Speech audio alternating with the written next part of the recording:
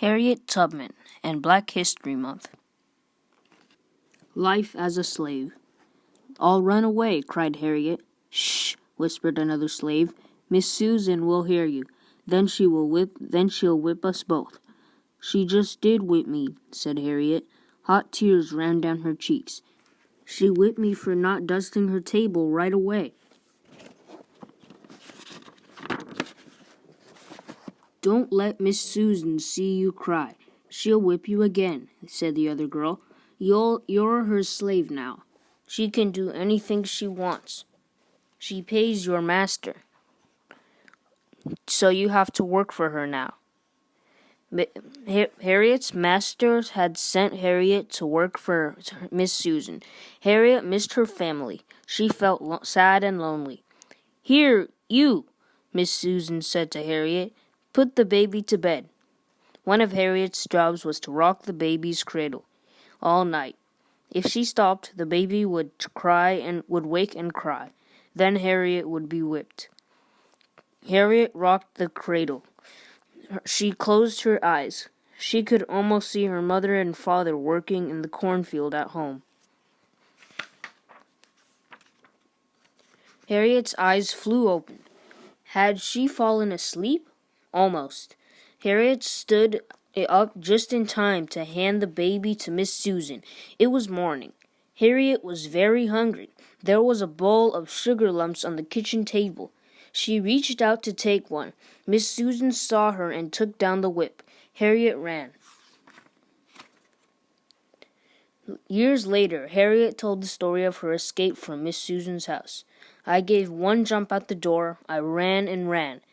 By and by, I came to a great pig pen. There was an old sow there and 8 or 10 little pigs. I tumbled over the high part of the fence and fell on the ground.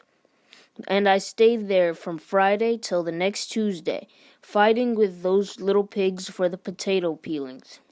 By Tuesday, I was so starved I knew I had to go back, even though I knew what was coming."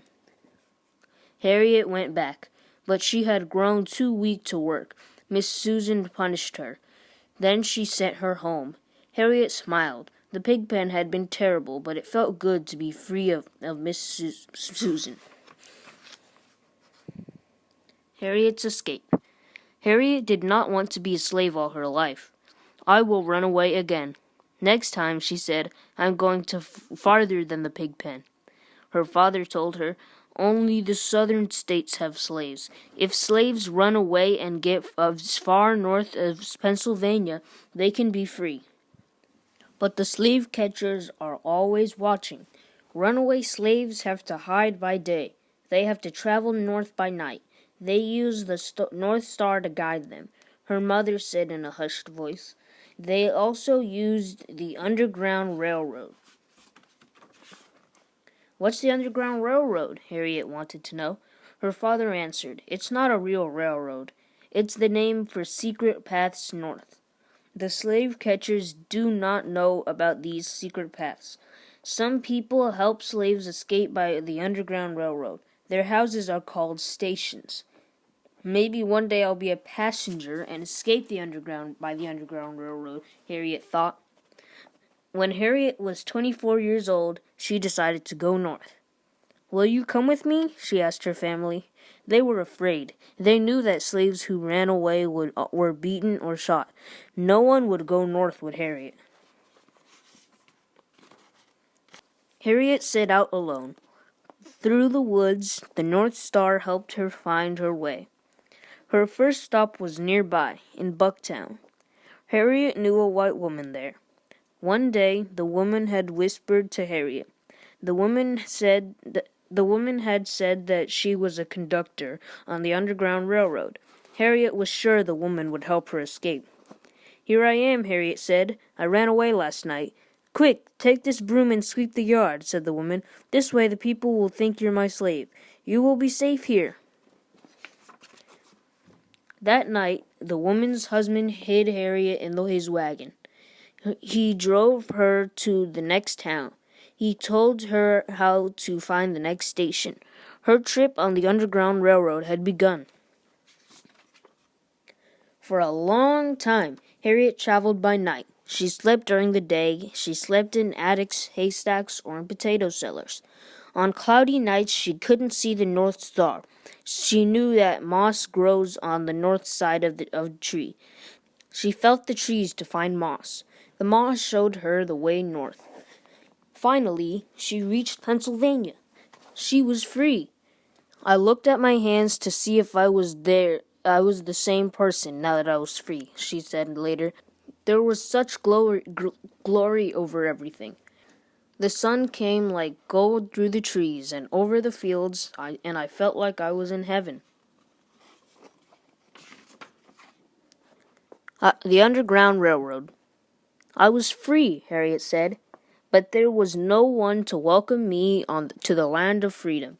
My home was down with the old folks and my brothers and sisters, but I was free, and they should be free.